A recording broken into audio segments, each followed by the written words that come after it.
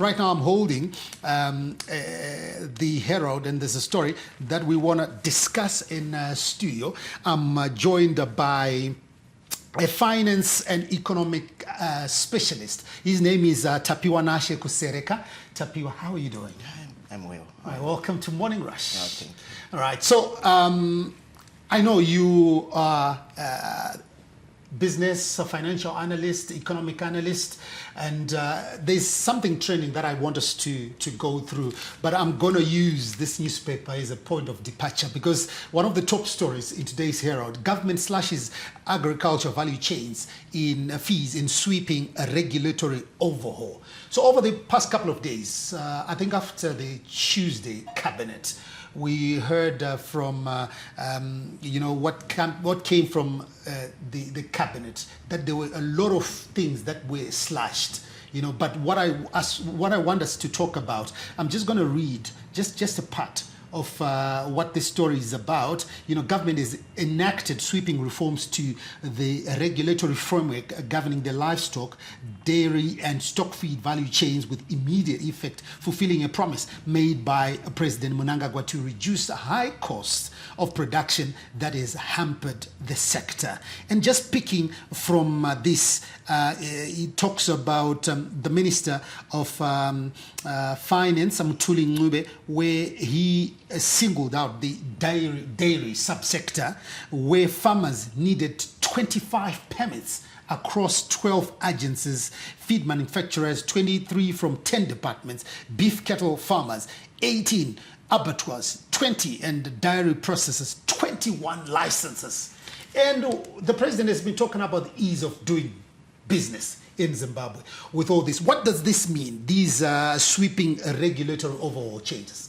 All right, thank you. Yeah, these reforms are wonderful, and they come at a rightful time, because if we check the number of licenses and permits which were required for dairy farmers of 25 out of 12 agents and 20 for feed processors out of 10 organizations. They were a lot, and they were exorbitant, and those things were affecting the operation efficiency of local farmers. So what it means is that the removal and the suspension of other permits and licenses will help the operation of farmers to be smooth, and that will smoothen the operation of farmers. And in turn, it helps those farmers to operate in a business-friendly environment. And on cost side, what it means, for example, reduction of other fees, registration fees, export fees, for example, from $900 to $10, from $100 to $20. Those moves will help to uplift the financial burdens which were upon the farmers. And the removal of permits duplication and other fees will help the local farmers and the agri players to comply to local laws, because a lot of them which were not operating formally were flying foul from those prohibitive laws and prohibitive compliance frameworks. So the removal and the reduction of all those requirements for them in registration, in doing their business, surely will necessitate the operation of the local farmers to operate efficiently. We're talking to Tapiwanashe Kusereka. He's an economic and financial analyst, and we're just discussing the government's drive to improve the ease of doing business, slashing fees and licenses. We saw a review of business licenses for livestock, dairy farming, and livestock production and the stock feed sectors. So that's what we are discussing. I'm a farmer myself. Okay. I applaud what the government did back in 2000, with the land reform. I got a small piece of land, about 12 hectares that I've got. And, I'm thinking really big, because there's a lot of things that I want to do. And I was looking at, what I needed to do previously just to get myself going. And from all these agencies, remember you're getting from office to office. And Washigai Koko, things might be tough because you're looking at maybe it's Tapiwa who's sitting there. Okay. And how can I get past Tapiwa? Now I have to fork out $100 so that Tapiwa can fast track my things. So imagine going through all the 12 agencies. I'm sure this is a welcome development for any farmer. Yeah, true. Are you a farmer yourself? Yeah. How did you receive this news? Yeah, it's good news to the farmers because before the removal and the reduction of all those requirements, those factors were acting as a bureaucratic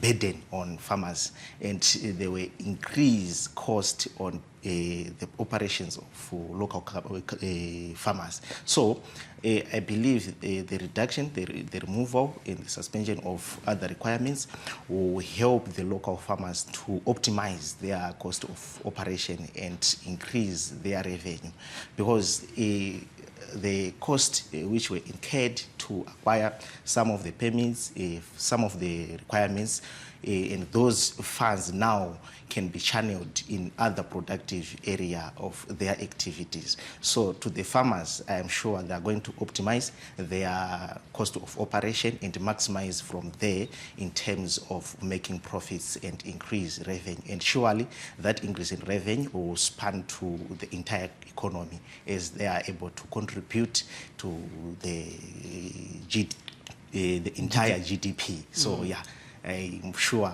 we are going to benefit both from the farmers and the entire economy from those moves. Authorities are also saying they are going to be moving from sector to sector, just trying to do the needful and get rid of these predatory charges and licenses which impede the ease of doing business. So what does this mean to business, industry and the public sector?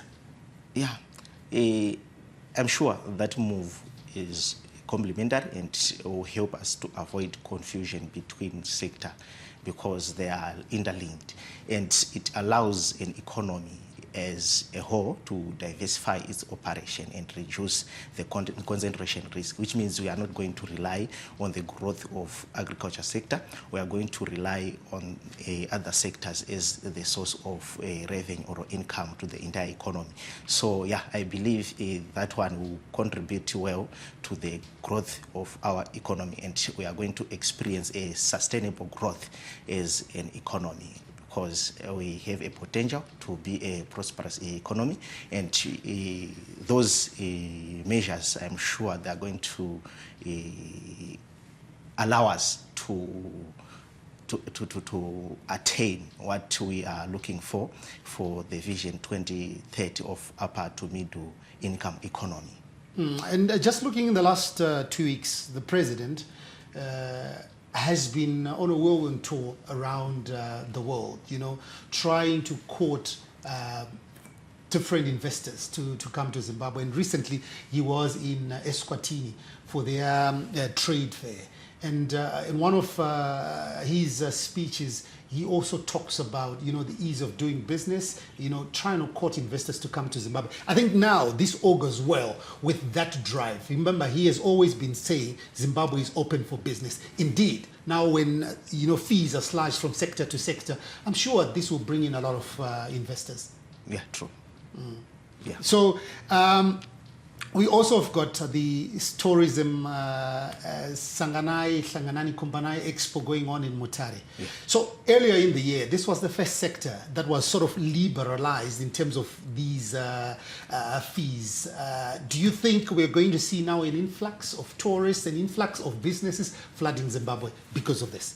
Yeah, those measures which were taken by the leaders of the Republic of Zimbabwe is going to contribute in terms of revenue through foreign direct investment, because we are now appealing to the entire world, and the entire world is now noticing that we are very serious and we are able to preserve their wealth. So yeah, I'm sure those will contribute to lower foreign investors in our countries. And if we continue in that trajectory of suspending, reducing requirements in different sectors, surely we are going to see a diversified economy. For example, now we have agriculture, we have tourism, those reforms, we are going to see those sectors empowered, enriched with those moves from the government of Zimbabwe. So it's a wonderful move. And maybe lastly, Tapiwa, you raised the issue of foreign direct investment. Yeah. Right now, two of our ministers, July Moyo, Winston Chitando, they are in Australia. Yeah. And the sole reason they are there, they are also trying to court investors to come and put money in the mining sector. We know Zimbabwe is endowed with a plethora of different minerals, and we've seen especially the Chinese coming, also trying to give us value for our mining. So with regards to that and the opening up of the space, how do you see maybe Zimbabwe in the next 5 years? Because right now the mantra is, by 2030, Zimbabwe should be an upper to middle to upper, class economy. And when you look at all these things that are being done, do you think we'll be able to reach that milestone with everything that has been happening? Yeah, it's feasible. For example, what you mentioned, those ministers outside there seeking for investors to invest back home. Yeah, they have something concrete to back them, to say that we are now walking the talk, we are talking what we do, because if they are out there, they have something to say to them. Look, we are doing this, we have these reforms, and those statements will be backed with reality. And surely foreign investors and investors out there, they are going to be appealed and they are going to be attracted and invest in Zimbabwe. And I'm sure it's feasible to attain a sustainable growth and sustainable foreign direct investment in Zimbabwe through those measures which are implemented by the Republic of Zimbabwe. It's not just noise, it's something which is tangible, it's something which we can say we are doing this, we are doing this, and they are able to see where we are going. They are able to see their continuity of their business if they invest in Zimbabwe. So yeah, it's all about giving them the sense of continuity in their heads, and they will be able to push investment in Zimbabwe in various sectors, in mining, tourism, manufacturing, because we have a lot of capacity to do a lot of investment in Zimbabwe. We have a lot of underutilized sectors which are able to be utilized with those foreign investors outside there. So I'd say that was the last one, but something just came up as you were, talking. So there's been a vigorous push that at least by 2030, Zimbabwe should have a sole currency, which is the Zimbabwe gold. And the push has been so much so that in every sector, people are just being conscientized. People are just being, pushed to make use of our currency. So with regards to that and everything that has been happening with the opening of spaces, ease of doing business, do you think this will also strengthen the use of the Zimbabwe currency? Yeah, it makes sense, because I checked during this half year when a lot of banks released their financials. It seems as if the volume of SIG transaction in Zimbabwe improved very well, which signifies the improvement in acceptance of our local currency. So in tandem with those reforms, we are highly likely to see the increase in usage of local currency, and probably the ratio between US and ZiG locally is going to improve, and we are going to experience a lot of ZiG usage in Zimbabwe. So yeah, I think it's attainable to have a mono currency in the coming 5 years, given those reforms and the push from the RBZ, the accumulation of gold reserves is the asset assets to back our local currency, yeah, I'm surely we are going in a right direction in terms of implementing the monocurrency in Zimbabwe. Tapiwa, thanks so much for your insights. Pleasure having you and discussing the government's drive to improve the ease of doing business by opening up the spaces and reducing all these fees and that have been serving as a blockage to what the government is trying to do. Thank you so much for coming through. No, thank you, sir. All right, we've been talking to Tapiwanashe Kusereka. He is an economic and financial analyst as we were discussing what's happening, especially in the agriculture value chain where fees have been slashed and there is a sweeping regulatory overhaul in that sector.